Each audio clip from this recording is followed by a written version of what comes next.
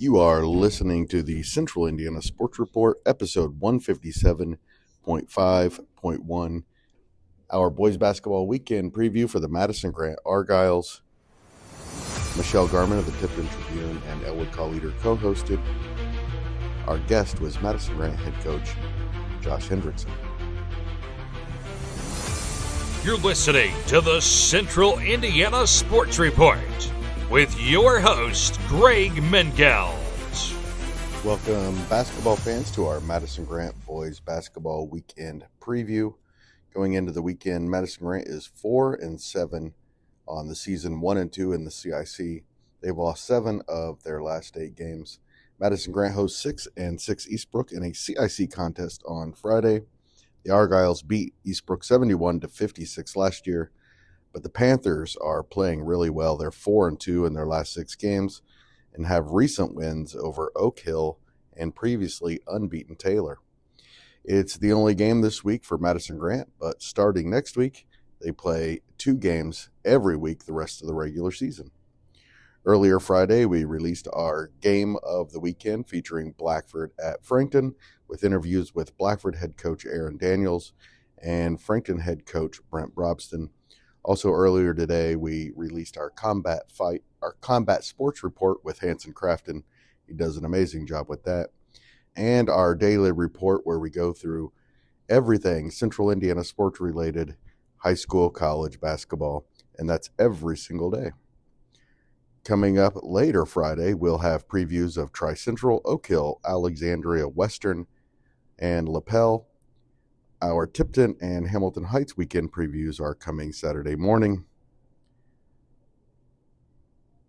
Here is Madison-Grant head coach Josh Hendrixson with Michelle Garmon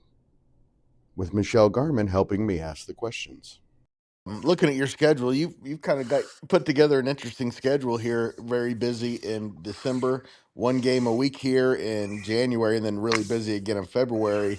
What have you been able to learn from your team getting to practice during this January stretch without a ton of games?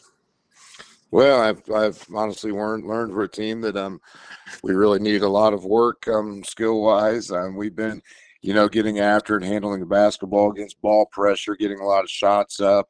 Defensively, it's a team that I've been pretty happy with for most of the season. Just the skill part of the game and the ability to shoot the basketball and handle the ball under pressure is a lot of the stuff that we've been working on as of late. Well, Coach, you have two big conference CIC games for your next 2 coming off back 2 conference games. Talk about Eastbrook. I know that's a team that new coach because moved over from the girls to the boys program and seems to be improving each week. Yeah, I mean it's a team with a lot of talent. I think Coach Allison had set that program up pretty well, and they've got some guys who can play. I mean the Howe kid, he's started since his freshman year. The Ounce kid started as a freshman last year. Draven Collins is a guy with a lot of varsity experience. So it's a team that only makes sense that probably should improve each week because there's a lot of talent there. There's a lot of varsity experience, even for some guys who are younger, and they have a lot of good parts that are very dangerous. All right, Coach, what have you seen that you've liked over the last couple of games from your team? I've liked our ability to play offense with poise part of the time. It's just one of those things where we haven't been able to put together 32 minutes. It's first half for Frankton, we're tied at halftime at 19, and then the wheels kind of fall off in the second half when all of a sudden we can't handle any kind of ball pressure. And if you've watched any kind of basketball ever in your life, there's not a lot you can do offensively if you can't handle ball pressure. Nope. I mean, there's no special offense you can run to relieve ball pressure. I mean, you can do some things, setting some high ball screens, doing some things like that to try to relieve some ball pressure for a second. But at some point, you got to get yourself into offense. You have to be able to get it to the spots you want to get the ball to, and that's some things we've done at times, but we just haven't been consistent enough at doing that to win the games that we need to win against the caliber of teams that we want to win against. A lot of road trips coming up. Are you excited about that? I mean, it is what it is. I mean, you're gonna have half of them, at home, half of them on the road. As the season goes, we get to end the season with a lot of home games in a That's row. I right. think we get in we end our road trips pretty early.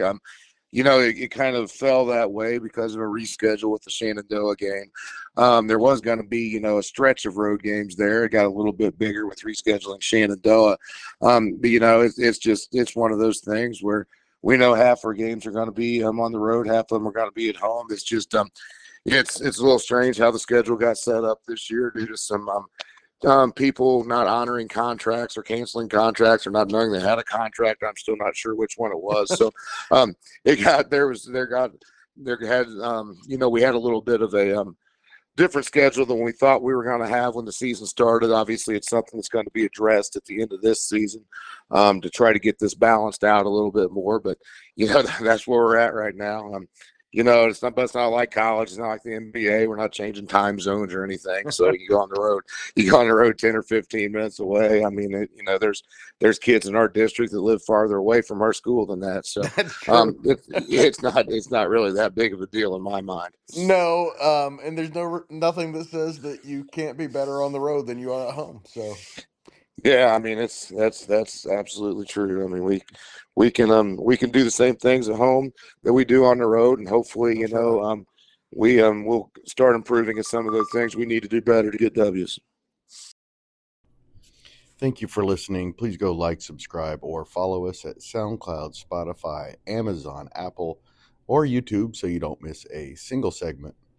And it would help us out a lot if you would tell a friend about the Central Indiana Sports Report.